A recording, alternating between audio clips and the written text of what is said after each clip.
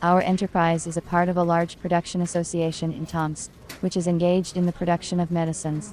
We use various pharmaceutical equipment that meets the requirements and standards of GMP for production, a unit for dehydration of aqueous solutions, and extracts in a fluidized bed apparatus, rotary tablet machines, an automatic line for packaging tablets into plastic film, and foil and other high-tech machines and apparatuses. At the beginning of last year, we received a large order for the supply of antiseptic for surface treatment. We concluded a contract for 2 years. The antiseptic was to be supplied in a 200 milliliters plastic container. Implementing the order at our company was impossible without the purchase of new equipment. We decided to buy new automatic equipment for bottling and capping. It had to provide automatic feeding and filling of antiseptic into 200 milliliters plastic bottles. The capper is used to automatically feed bottles and closes the neck of the bottle with rubber stoppers and aluminum caps, as well as screw caps. We planned to use a plastic cap as the capping element. The material of the equipment had to be durable and hard-wearing. In case of production necessity, we planned to repurpose equipment for 1-liter glucose vials. This criterion had to be considered when purchasing filling and capping equipment. I have been working at our company for 10 years as a chief engineer, and I am used to doing my work with high quality and working only with specialists. I took the choice of a filling machine very seriously. I didn't look for equipment on the internet, because very often a pretty picture hides unprofessionalism. I visited the International Exhibition of Equipment, Raw Materials and Technologies for Pharmaceutical Production, which was held in Moscow. There were many bottling machines on display, companies from all over the world. I chose the 3 most suitable for my requirements, and took contacts from the representatives. It was necessary to agree the selected automatic equipment with the management, and then sign a contract for the supply.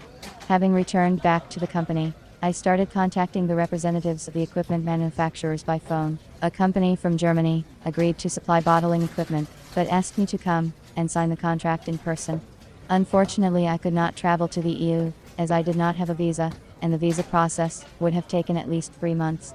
One company from China sent me a catalog of products in the mail. I chose for a long time, but I could not figure out whether the equipment can fill bottles of plastic, what the allowable volume of bottles. A third manufacturer from Krasnodar listened to me and replied that he could make the equipment only 6 months, citing the large volume of orders. I had to refuse, since I needed the machine in the shortest possible time. The contract for the supply of antiseptic had already been signed, and we could not wait so long for automatic equipment for bottling and capping. A machine had to be found, and I realized that I couldn't do it myself. This made me a little less confident. Here, however, I was helped by the manager of company in Krasnodar, who advised me a specialist in the supply of pharmaceutical equipment, which would be able to find another option of equipment. Following his advice, I contacted a specialist intermediary of a Russian company.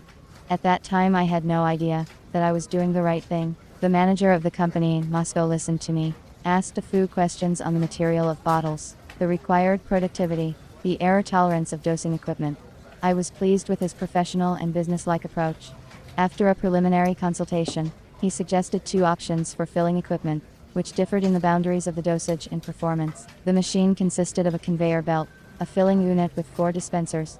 The conveyor belt is used to feed the brown bottles to the capping table.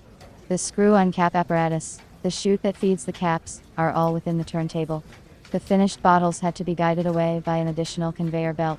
Simple manual control of the process. A month after signing the contract, we received the working equipment for bottling and capping, and already in 3 weeks, we started fulfilling the order and delivering antiseptic to the customer. The machine works perfectly. There were no failures in operation.